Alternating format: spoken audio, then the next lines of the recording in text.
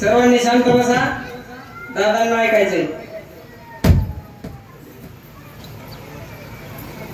हिंदवी स्वराज्याचे संस्थापक छत्रपती शिवराय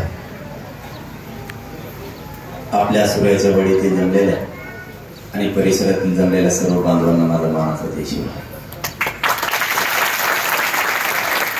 या शिखरावरील आणि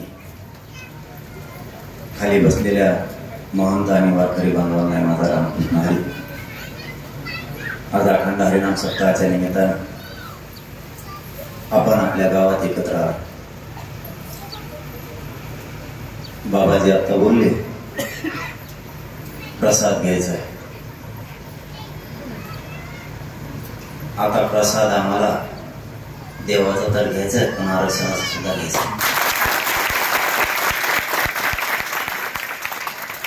प्रत्येक वेळेस डावावरती आम्हीच राहलो. डाव टाकायचा म्हणलं की फक्त माझा समाजावरतीच टाकायचा. समाज आणि समाजाचे पोर संकटात सापडायचे, त्या डावात आम्ही खूप आलो. मला एक प्रश्न पडलाय, तेव्हा मला सूर्याच्या वाडीत सांगायचं आणि विशेष करून देवेंद्र फडणवीसांना सांगायचं. मराठा समाज आरक्षणात असताना मराठा समाजाला इतके दिवस आरक्षण का दिलं नाही, ह्यो आमच्या पुढचा सगळ्यात मोठा प्रश्न. मला वाटतं सूर्याच्या वाडीत सुद्धा नोंदी निघाल्यात का? मग ह्यात जर 40-50 वर्षापूर्वी दिल्या असत्या तर आज आपलं घराकडे शिकले नोकरीत राहिलं असतं. बाकी ज्यांचे राहिले आरक्षणापायी चार बाजूला संकट मराठ्यांच्या पुढे उभा केले. मग जर आरक्षण आहे तर तुम्ही का देत नाही? यांनी इतक्या भयानक भिंती घातल्या. मुद्दा म्हणून या सूर्याच्या वाडीतून सांगतोय आणि मी ज्या ज्या गावात बोलतो त्या त्या गावातून सरकार मला बघतं हे मला माहिती. आपल्या आपल्यातच आपण एक प्रश्न विचार. मला हा विचारायचाच नव्हता, पण वेळ आली म्हणून विचारायचं. मी कट्टर हिंदू आहे. आपण सुद्धा सगळे हिंदू धर्मातले. हिंदू धर्मात मराठा आहे की नाही? सगळ्याला मान्य. कारण हिंदू धर्मात मराठा, मग मराठ्यांना आरक्षण देताना हिंदूच का विरोध करतो? ज्या दिवशी मारामारी आणि भांडण आहेत त्या दिवशीच मराठा लागतो का फक्त? हिंदू मराठा, हिंदू धर्मात मराठा, सगळ्यात मोठी जात मराठ्यांची. भांडण खेळायचे असले हिंदू धर्मात मराठा दांडके घेऊन पुढे लागत. आरक्षण मागायचं म्हणलं तेच हिंदू मराठ्यांना आरक्षण देऊ नका म्हणते. मग तुम्ही नुसतं आम्हाला भांडण खेळायला ठेवलं का? छगन भुजबळ कोणी हिंदूच आहे ना? देवेंद्र फडणवीस हिंदूच आहे ना? आम्हाला हिंदूच्या गप्पा शिकवायच्या आणि तुम्ही मात्र हिंदू सारखं वागायचं नाही. ती बाई आता हल्ली एक दांडक्याने हल्ली का कोणत्या तरी देशातली, तिला भारतात लपून कोण बोललं? कुठं लिहिली अशी कुठली तिकडं आणि ती पण इकडं आणली. तिथं लपून कोणी ठेवलं? हे कोणतं हिंदुत्व?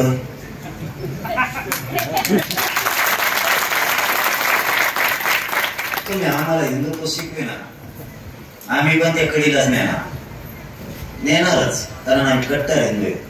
पण याचा अर्थ असा आहे का तुम्ही सांगता ती हिंदुत्व म्हणजे एकीकडून मुस्लिमांना विरोध करायला लावायचा आणि एक मुस्लिम लपून व्हायचा. तिला काय लपून ठेवलं? चांगली धोपडली होती तिकडे दांडक्याने. खोटं सांगतोय का? मग आम्ही इथं आरक्षण मागतो तर हिंदूच आम्हाला विरोध करतो. हिंदुत्व आणखीन एक काढलं. हिंदूत म्हणले हिंदूत मुस्लिम नाही, मुस्लिमच नाही ना हिंदूत फक्त, बाकी सगळे. मग हिंदूने मुस्लिमाच्या विरोधात लढायचं आणि मुस्लिमाने हिंदूच्या विरोधात लढायचं. अशी ही फाईट लय वर्षापासून, लय पिढ्यापासून, लय दशकांपासून, हजारो वर्षांपासून. मग मुस्लिम बाजूला ठेवला. मग दुसरा एक काढला बहुजन. त्यात बामणात नाही घ्यायचं म्हणजे बरोबर आहे की बामण नाही बहुजनात बाकी सगळे त्या बहुजनात बी मराठा आहे ना मग छगन भुजबळ कोण विरोध करू म्हणजे आम्ही नुसते भांडणच खेळायला ठेवलं काय तुम्ही आम्हाला तिसरी एक जात काढली पुन्हा जातच म्हणून त्याला मराठी म्हणजे परप्रांतीयाला कुठायचं बाकीचे आरक्षणाला विरोध कोण करतो परप्रांती या महाराष्ट्रात नको म्हणणारच म्हणजे मराठ्यांनी समजून घ्या आपल्याला नुसतं भांडण खेळायला ठेवलं मोठमोठाल्या गाद्यावर यांनी बसायचं मोठमोठाले पदावरती यांनी बसायचं मराठ्यांचा उपयोग फक्त भांडण खेळण्यासाठी करायचा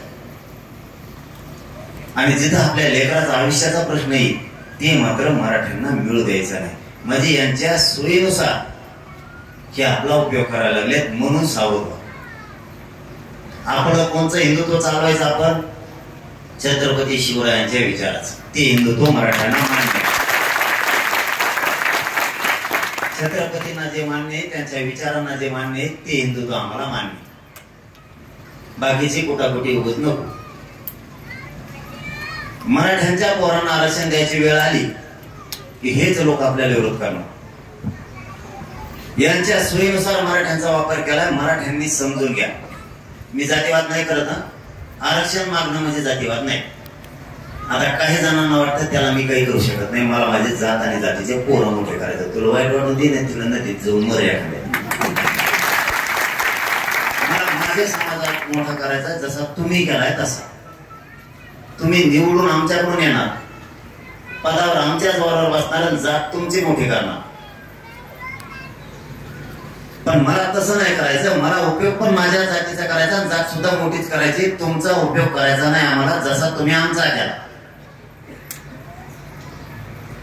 आम्ही कधी जातीवाद केला नाही आम्ही आमच्या हक्काचा मागितला जसं की 4 भाऊ असतील आणि तुमच्याकडे जर 8 एकर जमीन असली तर 2-2 एकर वाटून द्यावं लागते ही नियम आहे ही परंपरा आहे तुम्ही आमची वाटूनच नाही दिली तुम्ही सगळं तुम्हीच खाताय तुम्हीच परत म्हणता आमच्या ताटात येऊ नको तो कोणतं ताट आहे आणि त्या ताटात कवा काय होतं आमचे शेतवाड आहे त्या ताटात आमचा हिस्सा आम्हाला पाहिजे हे आमचं म्हणणं आहे आणि तुम्ही आरक्षणात आता 90 पासून आला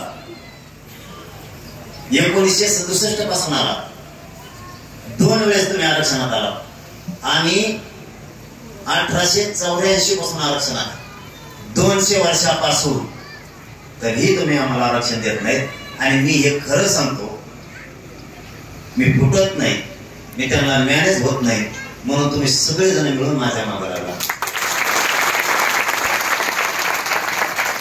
आज एक आता कोणत्या गावात होतो आपण तांदळ्या तिथं 1-2 मुली आल्या होत्या त्या मुली दोन्ही पण अधिकारी झाल्या आरक्षणामुळे का आनंद बघायचा नाही आमच्या मराठीच्या लोकांनी आम्ही फक्त कष्टच करायचे तुम्हाला मतदान द्यायचं का 2च कामं करायची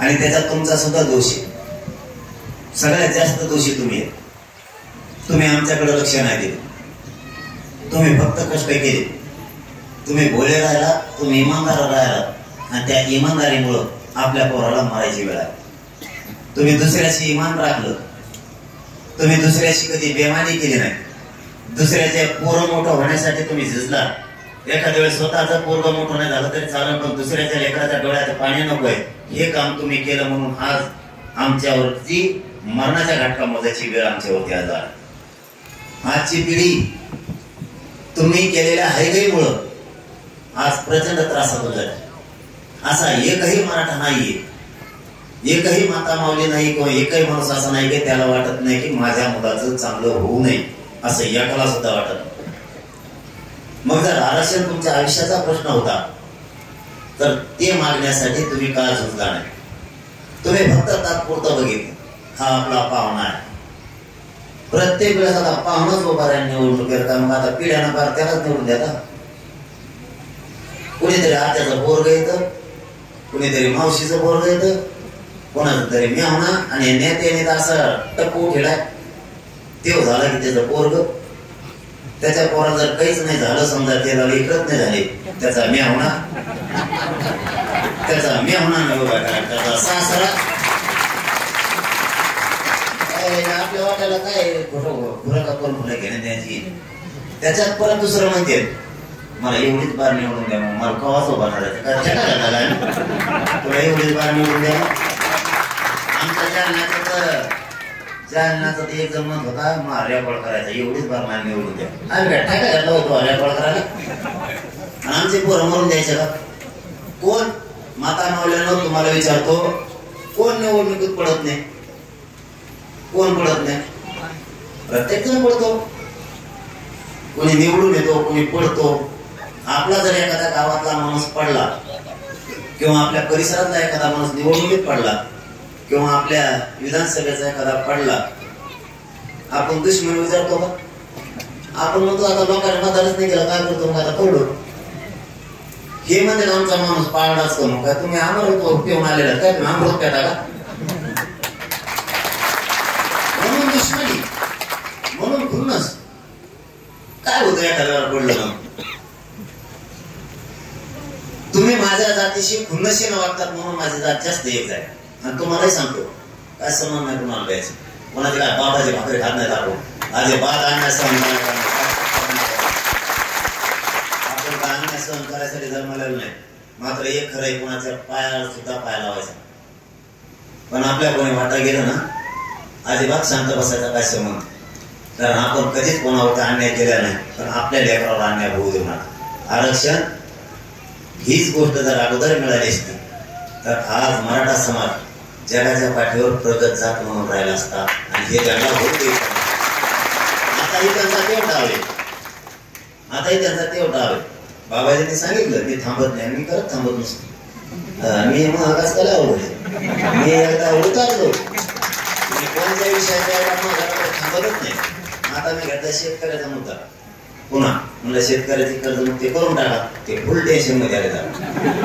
हे म्हणजे हे पहिलं आरक्षणात उतरलं होतं, मागं सरकलं नाही. आता कर्जमुक्तीत उतरलं म्हणतं हे आपलं पेस पडायचं मग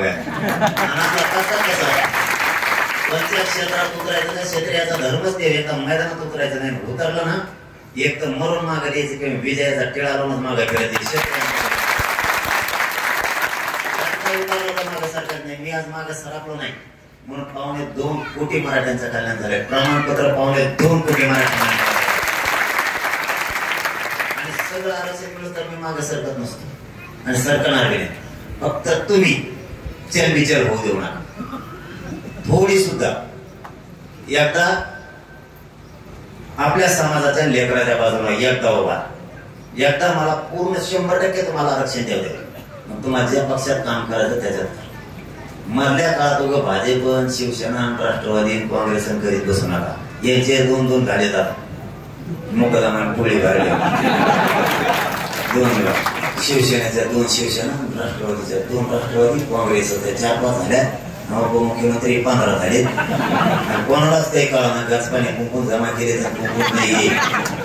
सगळे बिगर कामे ते जगन भुजबळ जेल भोगीत त्याला मंत्री केले. त्याला सुचना नाही जाणार काही काम धामाचे डबडे आणून ठेवले त्यांनी आम्हाला काही कळाना यांनी केला. मराठ्याला विरोध सुरू. आमची जात मोठीच होऊ नाही का? त्याच्याजवळ काहीच राहिलं नव्हतं. त्याला मराठ्याने पैसे गोळा करून दिले. छगन भुजबळ त्याला पण माघारायला घरात नाही राहायला राहिले. त्याला तिकडे सम्राट कोपी मागून द्यायला पाहिजे ती. जर मासे खाल्ले असते तिकडे बसले साडीसाठी आपल्या मागं लावून देते आणि मराठ्यांच्या आरक्षणाला विरोध करते. का सांभाळा नाही यांना? मराठ्यांच्या मताशिवाय छगन भुजबळ मोठा झाला का? मराठ्यांनी यांना मत नाही दिले का? कधी बीड मध्ये मराठ्यांनी जातीवाद केला का? जातीवाद केला असता तर तुमचे ओबीसीचा आमदार प्रत्येक झाला असता. म्हणजे तुम्हाला मतदान दिलं का आम्ही जातीवादी नाही, नाही दिलं का आम्ही जातीवादी. ही कोणती पद्धत आहे तुमची? एखाद्यावर नाही दिलं घरीच बाबा का फरक पडला काय अडचण आहे का? म्हणजे दुसऱ्याला तुम्हाला बोलायची सवय लागली. आता तुम्हाला थोडस दुःख झालं म्हणून तुमच्या जीवारी लागलं. तुमच्या महिला सुद्धा मला बोलायला लागली. आणि मग मी माझ्या समाजाच्या लेकरासाठी काम करतोय म्हणलं आमच्या महाराष्ट्रातल्या करोडो महिलांच्या सुद्धा जीवारी लागणारच ना. आमच्याही लोकांना माझी माया येणारच ना. मग ते पाडी देतो मला बोललं असं पाडी देत मायला माना लागून गाडी तुम्हाला तरी नाव सांगितलं नव्हतं. एक जणाचं 5,000 दीड तोडत इतका फेस पडला. नाव जर सांगितलं असताना 1.5-2 लाखाचं दंगा ह्या बरं नाव सांगणार असं पाडीत ना ह्या बरीने बी एवढी वार्ता करता. त्याच्याशिवाय यांच्या डोक्यातलं खूळ जाणार. मराठ्यांविषयी यांच्या डोक्यातला राग तो कमी नाही होणार. त्यांना 2-3 बारा भर काढल्याशिवाय त्रास झाला तर हो द्या. आपल्याला थोडा त्रास होतो. मला काय कमी झालं काय तुमचं नाव रोज यासाठी ना काही येते मायामाग रोज केशर. आज भोकरदन मध्ये रावसाहेब दानवेने केली का कारण त्यांनीच करायला लागले. असं PSI अंधार होतो म्हणलं आपलं काय खरं असतं सगळं काय होईल. मला ते किशी मला मगच फोन आता करीत बस. ते म्हणले तुमच्यावर भोकरदनला केस झालं. मला भोकरदनला मी काय आला होतो. मी गेलो नाही तिकडं. नाही म्हणले तुम्ही मार्च मध्ये आला बघा. मार्चची केस ऑगस्ट मध्ये त्यांच्या बापाने कायदा चाललेला होता काढला म्हणलं करू दे. ते PSI म्हणला जर नाम नाही आपल्या त्या रावसाहेब दानवे कर म्हणला. मग कर रावसाहेब दानवे म्हणला कर. मग काय करू त्याला आणखीन एकदा भोगायचं दिसतंय. मग हा मग आपला दंगा कसा असतो ते असं काम. मग त्याला आता मी आता नाही बोलत येतो सुरू तर एकदा ते आखाड्यात उतरून द्या. त्या टायमात त्यालाही कळून केस करायला लावतो का. मला खरं कळाल्याशिवाय मी कोणाचं नाव घेत नाही. 6-7 महिन्यात रावसाहेब दानवेचं नाव घेतलं मी ऐकलं कारण आम्ही त्याला दादा म्हणतो. आपल्याला आदर करायची सोय पण दादा जर केसेस करायला लागलं काय दादा कोणते काय जगाच परत दादा काय त्याच्या धुरे उलट्यात आणखीन एक जणाच्या करू पुन्हा एकदा तेवढी ताकद आहे. तेवढी ताकद आमच्यात आहे तिथं. थोडी ताकद नाही आमच्यात तिथं 1,23,000ची ताकद. तो बोला म्हणा तो किती लोडतो लीड तोडतोय बघ काय होईल केशीने मला अटक करते. आम्ही आता बघायचं ठरलेलं जातीसाठी आयुष्यभर जेलमध्ये सडायची तयारी मी दाखवलेली पण मागं हटायची तयारी मी दाखवलेली नाही. काही केसच करीन 4-5 दिवस वगैरे केवढे तरी लेख झाली होती. मला तुम्हाला एवढंच सांगणार पण हटू नका. आपले लेकरं मोठे होणार आहे. तुम्हाला आरक्षण मिळालं लागलं शेजारच्या गावाला शेजारच्या तालुक्याला जिल्ह्याला मिळाल्याशिवाय राज्याला मिळाल्याशिवाय हटायचं नाही बरं. कारण संकटात पोरं सोडू नका. आयुष्याचं द्यायचं शिका. आयुष्याचं तुम्ही भावनिक होऊ नका. पुन्हा त्याच मुद्द्यावर आलं भावनिक होऊ नका. तुम्ही आपल्या पोराला आपल्या जातीला आयुष्याचं द्या. आपण होतो टायमाला भावनिक. भावनिक म्हणजे काय कुणी साडी दिली मतदान फोडलं यांना मावशी यांच्यावर जास्त दंड. आता ती इकडची साहेब सुविधा आता सुरू होते न्याय ते बरोबर यांना एक उचली ते. यांना जर हे कुठल्याच जातीच्या बाजूने राहिली गेला घरातच येऊन देऊ नका. तुम्हाला काय करायचं मी आहे तुमच्या बाजूने एवढ्या वेळेस जातीच्या बाजूने मुलाच्या बाजूने राहायचं. आता हे सुरू करते मग यांचा आखाडा सुरूच होईना. आता कुणी काही देईन आपल्याला. आपल्या आयुष्याकडे जाणार आहे का. आता 1,500 रुपये द्यायला लागले. 1,500 रुपये आणि 1,500 झाले का 3,000 असा दंड उठला देईल. ते पैसे कोणाचे आपले.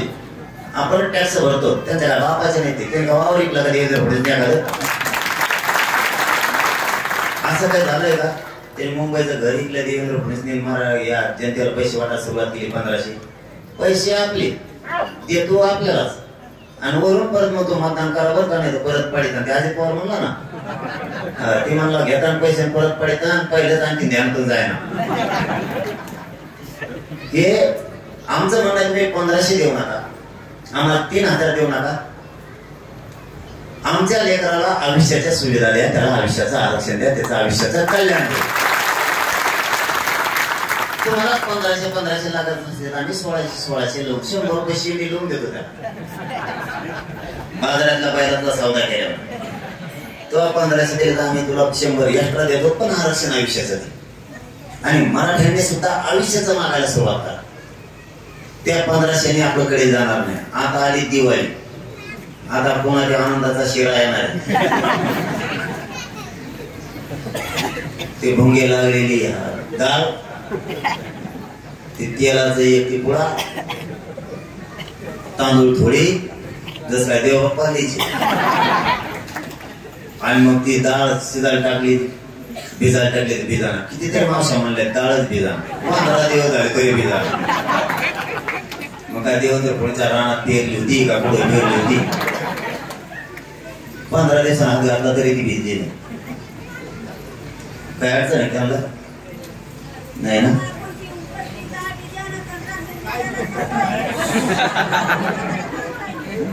म्हाताऱ्या माणसाला देणारच नाही देवेंद्र फडणवीस आहे तो. त्यांनी उलट म्हाताऱ्या माणसाचे पगार बंद केले जात. पगार नाही. मग आता तेच सांगायला आलो मी. आता नातू मोठा करा, नाताला आरक्षण द्या, आंदोलनात या आणि तुमचा नातू मोठा होण्यासाठी काम करा. आता तुमचं आयुष्य गेलं, आमचं गेलं. आता मला काय नोकरी लागत नाही. मला ते घेणार नाही तर मग एक काळ मोठं घेऊन ते काय करते.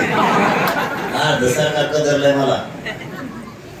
त्याच्यामुळे आपले नातू कोणाचे मोठे होते, कोणाचे लेख मोठे होईल, कोणाचा लेख मोठा होईल, कोणाचा पुतण्या मोठा होईल, कोणाचे बहीण भाऊ मोठा होईल.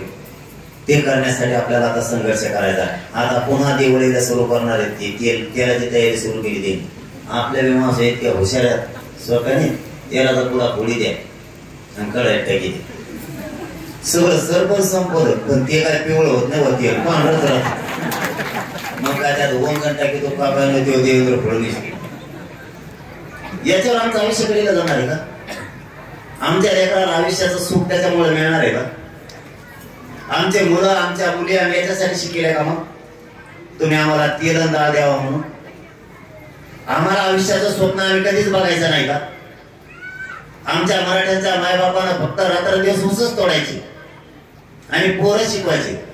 पोरं कुठंतरी नोकऱ्या लागतील, मोठ्या हुद्द्यावर जातील, याच्याच हे स्वप्न आम्ही बघितले. आमचे पोरं आमच्या डोळ्यात एकदा सुशिक्षित बेकार होऊन इतका खर्च करून इतक्या मोठ्या फीस भरून दारू पिऊन हिंडायला लागले. फक्त नोकऱ्या नाही या टेन्शन मुळे. मग आम्हाला आयुष्याच्या सुविधा नको आहेत का? तुम्ही तात्पुरता आम्हाला नादी लावणार, काहीतरी पैसे देणार आणि त्यावेळेस गोड गोड बोलणार. मग हे उभा राहिले हे नाते काढणार. हे एकदा निवडून गेले की पुन्हा 5 वर्ष आपले गेले म्हणजे आपल्या जवळपास आतापर्यंत 6 पिढ्या व्हायला गेल्या. यांच्या तात्पुरत्या सुखाच्या नादी लागू नका. मी काय तुम्हाला मतदार मागायला आलो नाही किंवा तुमच्या काय मतदारसंघात मी उभा राहिलो नाही.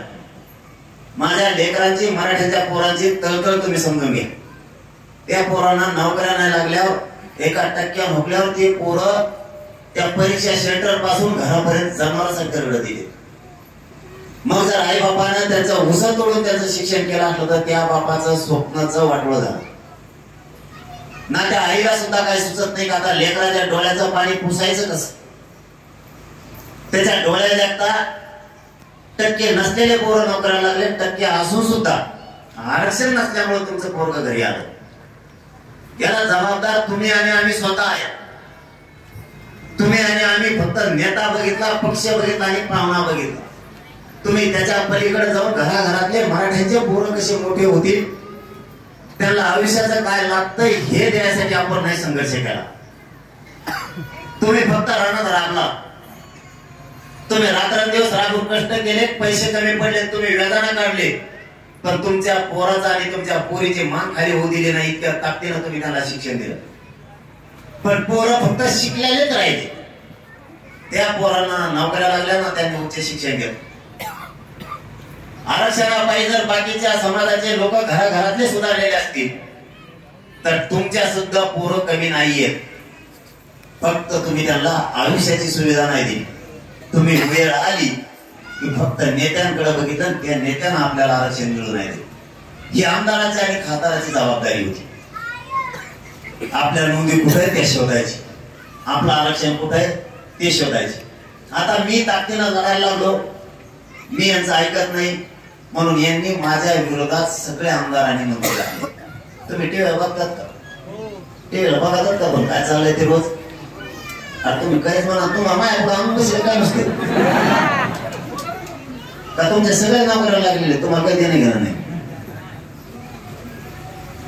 सरकारनं मी त्यांचं ऐकत नाही म्हणून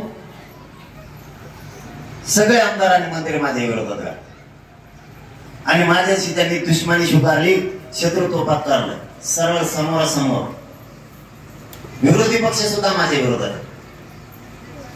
का? त्याचं कारण मी मराठ्यांच्या पोरांना आरक्षण मागतोय, मी त्यांना फुटत नाहीये, त्यांचं ऐकत नाही, त्यांचे पैसे घेत नाही, त्यांचे पद घेत नाही, म्हणून मला नको आहे ना. मला त्या पैशानं काय होणार आहे? मी आणि माझं कुटुंब सुखात राहील, त्याच्या पलीकडे काय होईल? आणि माझ्या करोडो मराठ्यांचे लेकरं आवडायला लागलेत, आक्रोश करतात आरक्षणासाठी, त्यांचं काय? तुम्ही एखादा पद देताल, मी त्या गाडीत हिंडेल, त्या पदासाठी हा लढा उभा नाही केला.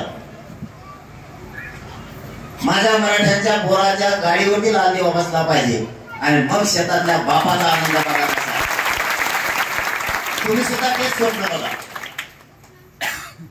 आयुष्याचा आनंद घ्यायचा शिका आणि आयुष्यात लेकरं मोठं करायचं शिका. एखादा मराठ्याचा बाप जर शेतात काम करीत असला, आई बाप आणि ते दोघं, त्याला गावातल्या लोकांना येऊन सांगावं, तुमचा मुलगा किंवा तुमची मुलगी अधिकारी झाली, आम्ही तुम्हाला गावात घेऊन जायला आलो. त्या आईबापाला गावातल्या लोकांना गुलाल टाकून खांद्यावर घेऊन नाचत डीजे लावून गावात मिरवणूक काढावं त्या बापाची. तो तुमच्या आयुष्यातला सगळ्यात मोठा आनंद असणार आहे त्या दिवशी. तुम्हाला लागल्या उलट्या खोडी निवडून येतो ते नेता, त्याला घेता तुम्ही खांद्यावर, गुलाल टाकतात, त्याच्या टकोरीवर गुलाल आणतात तुम्ही आणि डीजे करून नाचतात नेत्याला घेऊन. हे वेगळा आनंद तुमच्या आयुष्याचा. परत गावात सातारा बोलून सांगणार, आणला नाही तर मी निवडून, मी म्हणलंच होतं त्याच्याकडे लोकच नाही, महाज मग अर्ध गाव आहे, यांना ना नाटक्या खाली हाणाय काम धामाचे. दुसऱ्याला टकोऱ्याला घेऊन नाचायचं, त्याला डीजे लावायचा, निवडून ते येणार आणि त्याचा आनंद आपण व्यक्त करणार आणि आपले पोरं फाशी घेणार, आपला शेतकरी फाशी घेणार आणि आपण त्यांच्या आनंदात सामील होणार. ते निवडून आला या कारण असे पाडांना सगळेच पाडितां का नाही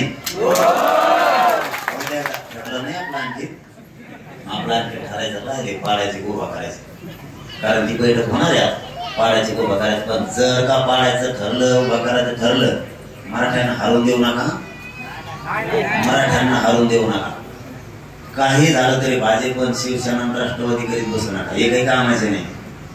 हे कवा तेवढेच दिसत, तीच गाडी त्याने घेतली गाडी, ते बसलं येशील, आपण आणखी राहणार ते एखादा म्हणला का तर पिकाला भाव वाढून देतो म्हणून नाही म्हणणार. ते आपल्याला कधीच पाणी देणार नाहीत, हे लाईट देणार नाहीत, आपल्या पिकाला भाव देणार नाहीत, आपल्याला आयुष्यभर कर्ज बाजरी ठेवणार, तरी तेच म्हणणार आमचा साहेब लय चांगला आहे, तेवढीवर माल निवडून द्या. तुझ्या साहेबाला तुला फक्त दोघाला सुरेशवाडी ती म्हणून सांगू तुला कसा कसा धामाची बुलबुल तुम्ही मोठी करून थोडी तीच ताण द्यायला लागली आपल्या पोराला. तीच आता आपल्याला आरक्षण द्यायला. आता जर उभा करायचं ठरलं तर असा शिक्का चालताना अख्खा महाराष्ट्र म्हणला पाहिजे, बीड जिल्ह्यासारख्या मराठी आम्ही जगात नाही बघितले. मराठ्यांचा काही केल्यानं अपमान होऊ द्यायचा. मराठा जर हरताना दिसला तर हरू द्यायचा नाही. आता केलं तसं शेवटच्या टप्प्यात मराठा हरायचा अंदाजात होता. जेव्हा मराठी खवय आचे पोचे खाऊ, जेव्हा एक शिक्का चालला दान दान दान दान मतदान, मला डबल मोजणी करा पडल्यावर. काय डबल पडले पडले, आता काय डबल फेवर, आता पडलं पडलं एकदा, आता वळवळ नाही. आणि आता इथून पुढं मराठा त्रास द्यायचा नाही. तिला ते राहिलेला ते दुसरा पाडा म्हणून सांगायचा. मी आता तिकडे पाहुणे सुद्धा सुधून ठेवले, त्यांच्या पुरी पुढं पुढं दिलेल्या आहेत, काय सगळे जावई ताट केले. सासऱ्या दारातच जाऊन बस म्हणलं तर उठून नको. जत्रा गेल्या दिवशी तिकडं जर त्रास दिला तर सांगतो, माया मराठ्यात धरून राहायचं, गोड बोलायचं, त्याच्या खांद्यात हात टाकायचा, एखादा चहा घ्यायचा, पण पैसे विश्वास द्यायचे. पैसे मोदरी यांच्याकडे माया मराठ्यात त्यांना जिथल्या तिथं वस्त्र झाल्याशिवाय जमत नाही. आपल्या लोकांना शक्तीच माहित नाही. नुसते भेडी देत. बीड जिल्ह्यातले लोक काय म्हणतात, परळीत आणि आष्टी सगळ्यात जास्त ती अमुक अमुक जात कोणची कोणा नाही जमते ती आहे. मी जेव्हा मराठीचे पोरं भिडीले आष्टी, मला घराघरात जाऊन मधावर मराठी केली. एकट्या आष्टी पाटोदा आणि शिरूर या मतदारसंघात 1,67,780 नुसता मराठा आला एकटा. बाकीच्या 5 पटी. स्वतःची ताकदच माहित नाही किती, त्याच्यामुळे दाबायची. आता का दाबास मध्ये कशाला पाडू शकतो आपण दोन्हीला बी. मनगटाला मनगट लावायची तयारी असली तरी आपली नाही, पण समजा त्यांची असली तरी तयारी आहे. आता राहिला परळीचा विषय. परळीत म्हणलं लई येते, मी तिथं मोजायला लावले 1,14,000 नुसते मराठी तिथं एकटे, एवढे मोठे ताकद आहे. आता 1,14,000ची लीड तोडायची म्हणल्यावर पंतप्रधानाला तुटत नाही. मोदी परीक्षण झाला इथं आला होता, बिचारा इकडेच होता सारखा प्रचाराला. त्यांना आणला याला जुळाना, त्यांनी तर 15-16 गोदाड्या नव्याच आणल्या. बिचारा पंतप्रधान साहेब इकडेच झोपायचे, इकडेच प्रचार सुरू. सकाळी उठलं सुरू, संध्याकाळी उठलं सुरू. एका मतदारसंघात 2, सोलापूरला तर 6 घेतल्या तरी सगळे पडले पुरे. मराठ्यांच्या शक्तीच्या नादी लागू नका, मी यांना सांगितलं होतं. नसता माझं आरक्षण द्या, मला राजकारणाचं नाही देणे घ्या हे मला म्हणते. मनोज जरांगे आता राजकीय बोलायला लागले. तुम्ही आरक्षण द्या मी बोलतच नाही, साधन सोपं गणित आहे. भाजपातल्या ज्यांना राग येतो, जे भाजपातले मराठी त्यांना बाप मानते, पक्षाला आणि पक्षाच्या नेत्याला, त्याला म्हणा तुला तिकडे जाऊन तर देवेंद्र फडणवीस त्याला सांग मराठ्याचं आरक्षण दी. तिथून पुढे आरक्षण दिलं जातं. एक शब्द बोललो तर सूर्याचवाडीत पाय ठेवणार नाही, शब्द आहे माझा. तुम्ही माझ्या जातीला अडविलं की मी कोणकडे बी घुसणार, मी कोणाला बी पाडा म्हणा. गिरीश महाजन येड्यावर करत होता, आता बोलतो काही एक शब्द सुद्धा काढत नाही देवा. ताकदच माहित नाही माझ्या मुलांना आपल्याला आपली. तेव्हा ज्या मतदारसंघात उभा राहतो सगळ्यात जास्त छगन भुजबळ साथ देणारा तेव गिरीश महाजन. त्याने ते 15 रुपयाचे बेल्ट घालतो उधारीवर आणलेला, आणि इन करताना मागून सदा तसंच खाली सोडायला. इन करायची सुद्धा माहित नाही कशी करावती. मागचा खिसा तसाच वर. काय तो मंत्री झाला आणि कुठून आणला. जामनेर, एकट्या जामनेर मध्ये 1,36,000 मराठा, 1,36,000, आणि त्याचं मतदान फक्त 3400 फक्त. आणि तरी मंत्री त्याला म्हणलं यावर निवडून येऊन दाखवा मला, एवढंच म्हणलं मी मीडिया. ते म्हणला जरांगी काढला तर मग मित्र आहेत आम्ही दोघं. झालेला नाही, त्यांना राग आला तरी काय होते, मोठे भाऊ आहेत असलं बोलायला लागलं. यंदा असं उठण्याला नाही तेव्हा आपल्या जातीचं कल्याण होणार. तुम्ही आरक्षण द्या, मी राजकारणाचं बोलत, त्याच्यात माझ्या लेकराचं हिते, माझ्या मराठ्यांचे पोरं त्याच्यात मोठे होणार आहेत. माझा मराठा समाज ते स्वप्न बघतोय की माझं लेकरू IPS IAS दर्जाचा अधिकारी झाला पाहिजे. प्रत्येक आई बापाचं स्वप्न आहे, म्हणून तो रात्रंदिवस कष्ट करतो. सगळं शेतीचं पीक शिक्षणात घालतो, कमी पडले तर व्याजना काढतो, पण मुलाला कुठंच कमी पडत नाही किंवा मुलीला पडत नाही. तुमच्या लेकराला विचार आरक्षणाची काय किंमत. ज्यांना आरक्षण काय कळत नसलं ना त्याने फक्त तुमच्या लेकराजवळ बसा आणि आरक्षणाची किंमत काय आणि आरक्षण काय एकदा समजून घ्या, मग तुम्हाला कळत मी कशासाठी एवढी दुश्मनी अंगावर घेतली. नसता हे सगळे माझे मित्र झाले असते, आहेत तेवढे मी मंत्री, पण एक बी घोडे खाल्ल्याशिवाय माघारी गेला. पुरेचे पुरे माझ्याकडे एक बी अंतरवाडीत येत नाही सध्या. अंतरवाडी जायचं म्हणले ते म्हणतात काटाच येतोय अंगाला, कारण मी कसा हक्कच घोडेला होते इकडे आले. कारण माझ्या जातीला तुम्ही जर आरक्षण नाही दिलं तर मी नाही. तुम्हाला ते वाईट वाटत असं, पण माझी सुद्धा तळपायच्या मस्तकाला जात असं. मी का पिसाळ उतर चावलं नाही मला. मी त्यांना वाईट बोलतोय किंवा शिव्या देतोय याचा अर्थ असा आहे की तुम्ही आम्हाला येड्यात काढायला लागला. उद्या 29 तारखेला या आंदोलनाला 1 वर्ष होत आहे. 1 वर्ष लढा या देशात कोणीच केलेलं नाही, इतका ताकदीनं मराठ्यांनी तो लढा. तुम्ही जर माझ्या समाजाला 1 वर्षभर येड्यात काढणार असला तर राग तर मला येणारच, कारण मी क्षत्रिय मराठा. तुम्हाला जर एखाद्या माणसाने सारख्या चक्रा घालायला लावल्या एका कामासाठी 6 महिने, चिड तुम्हाला सुद्धा येणार आहे. तुझ्या दारात चक्रा मारू किती दिवस, मग मी काय चुकीचं केलं. तुम्ही जर माझा करोडोनं मराठा माता मावल्या लाखाच्या संख्येनं रस्त्यावर एक हाक मारली तर मराठ्यांच्या माता मावल्यासह सगळे माणसं काम फेकून बाजूला रस्त्यावर उभा राहते. तुम्हाला याची थोडी सुद्धा लाज या सरकारला वाटत नाही. तुझ्या घरातल्या मात्र तुला आई बहिणी वाटतात आणि लोकांच्या आई बहिणी वाटत नाही. हे जर देवेंद्र फडणवीसचं वागणं असेल तर ते मला मान्य नाही. कारण तुझ्या घरातल्याला बोललं तर तुला ती आई वाटते, आणि आमच्या आईच्या माता मावल्यांच्या पोटातल्या छातीतल्या आणि डोक्यातल्या गोळ्या आत्ताही निघत नाहीत. आत्ता इतके भयंकर हाल त्यांचे, ज्यांचे डोके फुटले त्यांना आत्ताही चक्कर येते. काही माता मावल्यांना आत्ताही बाजारावर उठता येत नाही. एका 9 वर्षाच्या पोरीच्या पायातून गोळी घुसली होती तर इकडच्या बाजून निघली होती, त्या मुलीला आत्ता पण उठता येत नाही. तुम्ही जर एवढ्या क्रूर पद्धतीने आमच्यावर हल्ला करणार असला तर आमची आई बहीण आमच्यासाठी महत्वाची. तू देवेंद्र फडणवीस आहे किंवा कोणता पवार आहे का कोणी आमच्यासाठी महत्वाचा नाही. माझे जात माझे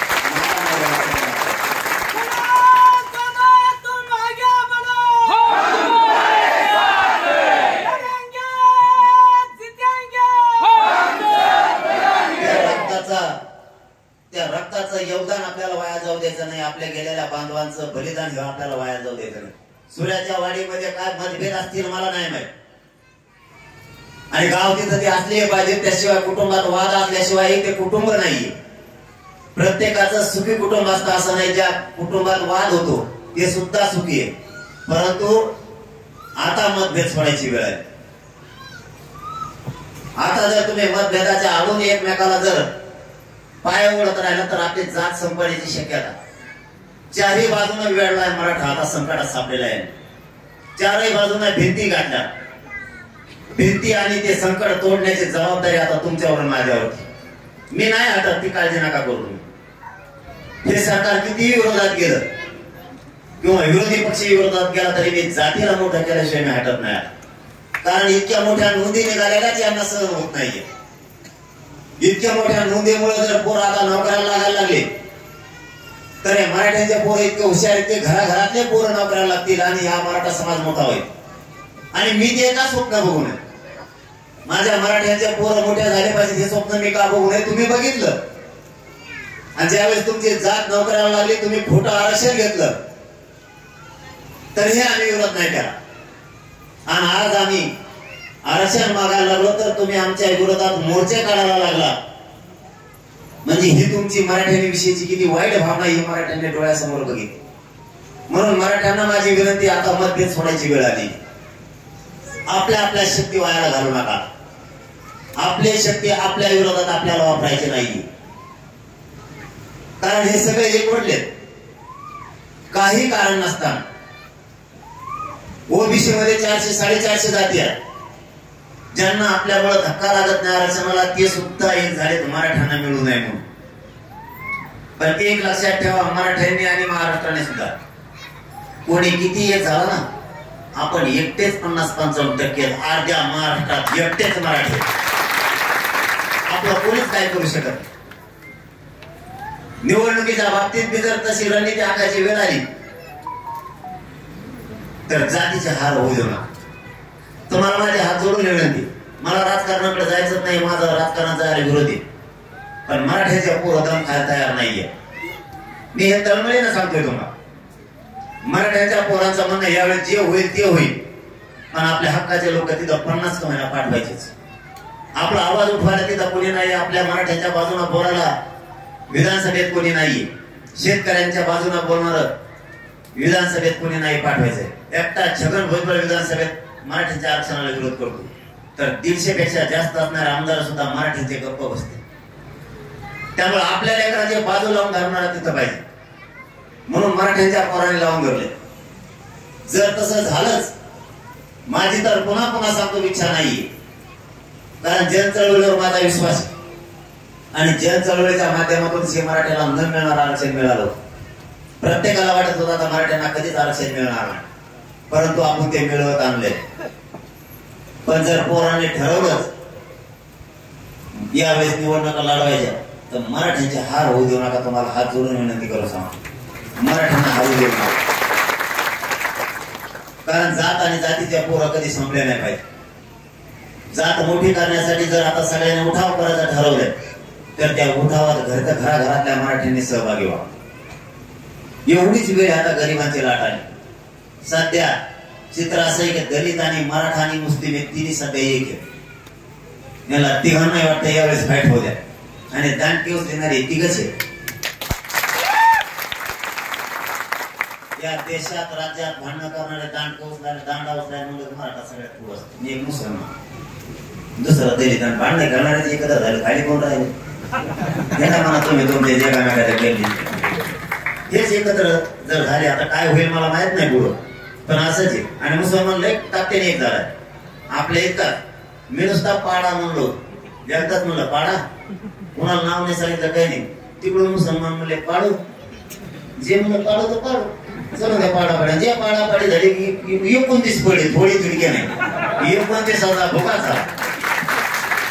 आणि तिघं जर एकत्र राखीव जागा जेवढ्या एसटीला संपलेल्या, मराठ्यांशी मध्ये निवडून येऊ शकत नाही. कारण प्रत्येक मतदारसंघात 90,000पेक्षा जास्त मतदान मराठ्यांचे. आपल्या विचाराचाच माणूस तिथं निवडून आणायचा म्हणजे ते 48 जागा आहेत जवळपास. 48 उदाहरणार्थ त्या केज मतदारसंघाचं जरी घेतलं तर केज मतदारसंघात 1,10,000 का 12,000 मराठा एकटा मराठ्याने मतदान केल्याशिवाय ती निवडून येतच नसतो. आपल्या मराठ्यांच्या पोराच्या बाजूला आरक्षणाच्या बाजूला बोलणारच मतदान करायचं. आता उद्यापासून 2-3 कामं सुरू करा तुम्ही. पुढं काय होईल ते होईल, उभा करायचं होईल, पाडायचं होईल, काय होईल, फक्त सावध आणि पाहुण्याला फोन करीत सावध राहा. दुसऱ्या पक्षात असणाऱ्या पाहुण्याचा दारात जाऊन बसवलं, त्याला म्हणा एवढ्या बार जातीच्या बाजून लढू 70 वर्ष लय बार आपण दुसऱ्याला निवडून दिले, एवढी बार आता जी देते जी उमेदवार देईन ते निवडून द्या. पण ते उमेदवार इतके झालेत असा कदर आलाय मला. कुंकून ह्या लाकड्यात बोलून कुंकून मला असं वाटतंय लय बेकार का. रोज नुसते उमेदवारच नाही, रोज माणूसच तर दुसरा. 10च्या पुढे एकच आहे. मी त्या मागच्या तांदळ्यात गावात सांगितलं, तांदळ्यात 10च्या पुढे फुल झालं रे माग त्याच्या पेल्यावर ध्यानात येतं उमेदवारी अर्ज मागायचा आणि ते येतं. परवा दिवशी एक जण आलं तर पिऊन आलं दुसरीच फाईल घेऊन आलं, ती घेऊन यायची. त्याला म्हणणार भाऊ ही ती फाईल नाही, ती मला तीच आहे, ती वाचेल मलाच झालं. म्हणजे इतका नाद नका लागू देऊ. कुणीतरी एक देऊ द्या, तुमच्या लेकराची जातीची बाजू घे, कुणी एक देऊ द्या, त्याला सगळ्यांनी साथ द्या. तुम्ही एकदा का नाव सांगितलं घेऊन निवडून त्याचा केव द्या, आणि पाडायचं नाव सांगितलं तर त्याला पाडा, सोडू नका. तुम्ही आता काढून ताकद या राज्याला देशाला दाखवलेली. आता एकदा निवडून आणून मराठीची ताकद दाखवा. जर ठरलं तर उमेदवार कुणी जाऊ द्या, तुमचं त्याचा पटत नसला तर तोंडाकडे बघू नका, पण मतदान करा. काम सांगायला माझ्याकडे, त्यांनी काम नाही केलं तुमचा त्याला कसा कच घोडे लावतो, तुम्ही काळजी करू नका. आपल्या घोड्यावरच नाही काम होत. आजच एक झाले नाही कोण होतो ना सांग तुमच्या झालं नाही बाबा 350 पोराचं. आपलं कसं गोडी सांगतो मावशी मी एकदा, दादा बाबा कर बाबा, याला गोडीत कळतच नाही राव. वडा लावला ते म्हणजे उद्या सगळ्या लगेच काय काही करू मी, माझ्या जातीचं कल्याण होत आहे ना. मी वाईट बोलवलं तर चांगलं बोलव, माझ्या जातीचं कल्याण कशात होईल हे काम मी बघतो. त्याला गोडीत कळत नसलं तुम्ही काय करू, त्याला तीच भाषा वापरायला. त्याच्यामुळे उमेदवार कोण चालेल जर ठरलं तर असा शिक्का चालताना मावशी एकामेकाला फटूनच द्यायचं नाही, कानात सांगायचं एकमेकी हा हे मतदान कर, याला हान करा, फुटायला लागले का जागेवर धरून बसायचं. यांना हलून देऊ नका, फक्त यांच्यावर बारीक ध्यान ठेवा. तुमचा मुलगा म्हणून सांगतो यांच्यावर बारीक ध्यान ठेवा. हा हे रोज यांना विचारायचं पुढे गेल ते हा रोज विचारायचं, कारण आता त्यांच्या गाडीत हिंडते, गाडीत हिंडे घर बंद. मी आहे तुमचा भाऊ म्हणून तुमच्या मागं, तुम्ही काळजीच करू नका, घर बंद. कोणी पण एक जाऊ द्या. आता मात्र लेकरच जात मोठी करू नका एवढ्याच वेळेस. नंतर तुम्हाला पुढच्या 5 वर्षात ज्याला करायचं त्याला करा. आणि आपण याला नाव घेतात त्याच्यानंतर जर कोणी अपक्ष उभा राहिलं तर असं समजायचं ह्यो मराठ्यांच्या आंदोलनासाठी आपल्या संघ नव्हता, याला आमदार व्हायचं होतं किंवा राजकारण करायचं होतं म्हणून हे आंदोलन होता. त्याला तर गावात फेकूनच द्यायचं, अजिबात येऊ द्यायचं. एक निष्ठ कट्टर जातीशिवाय एवढ्या वेळेस काय फरक पडत नाही. एक उलटा प्रश्न विचारून बघा बरं, तुम्हाला कटाळा आला का? एक उलटा प्रश्न विचारून बघा. आपण ज्याला ज्याला आतापर्यंत निवडून दिला ना त्याला म्हणा एवढ्या वेळेस फक्त उभा राहतो. तुला किती बाहेर निवडून दिलं म्हणा दादा, दादा म्हणा त्याला लय झालं बाबा, त्याला राख्या बांधा मोठ्या चांदीच्या. त्याला म्हणा भाऊ एवढी बार काय कर, तुला 10-15 बाहेर निवडून दिला आम्ही, एवढे बार हे आमचं पोट्टो भरायला आरक्षणाचं नाही देतोय का कसा बघून द्या आम्हाला. ह्यो परत ह्यो शेतकऱ्याचं कल्याण करीन म्हणतोय, भाव वाढून देईन म्हणतोय, पाणी आणतो म्हणतोय, परत लाईट देईन म्हणतोय, तुमच्या कर्जमुक्तीसाठी लढण म्हणतोय. एवढे बार याला उभा होती आणि तू काय करतो म्हणतात सगळं याला कर.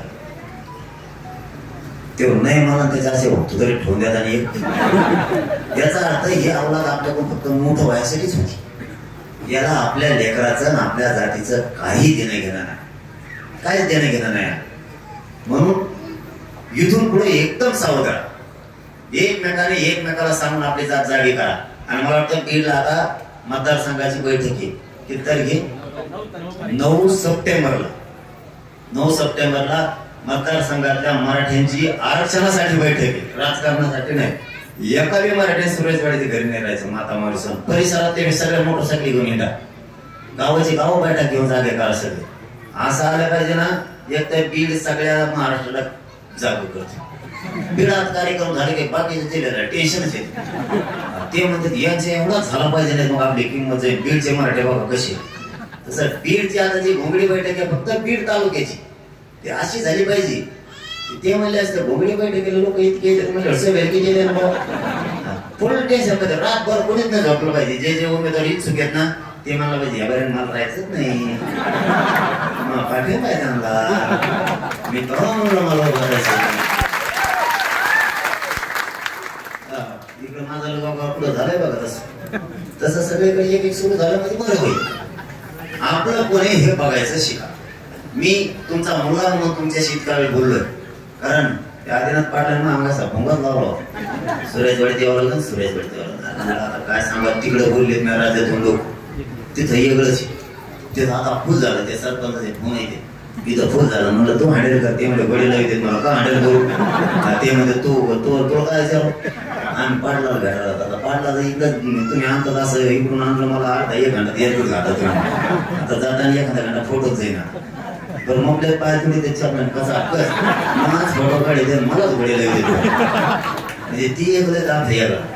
आता मला आणखी 4-5 गाव आहेत. ते गाव करता करता मला तिथं 12 वाजणार रात्रीची. तो वरती एक झोपा आणून फिट होणार आहे.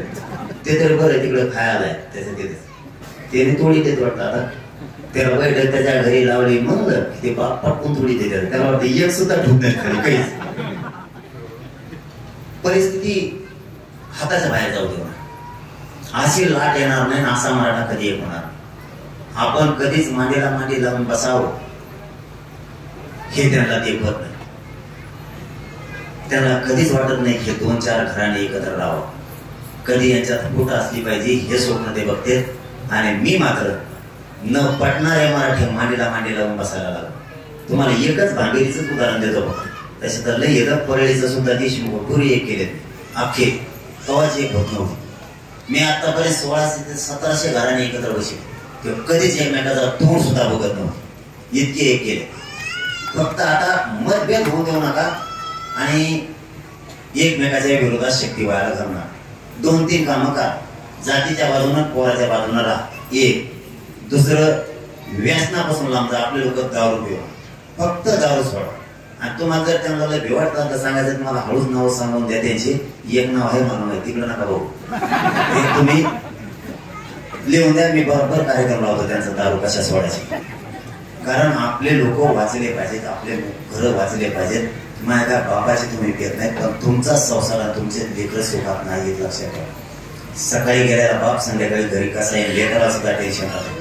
फक्त आपले लोक व्यसनापासून लांब जा. आपल्या मनगटाला मनगट लावायची हिंमत या राज्यात कोणातच फक्त व्यसनापासून.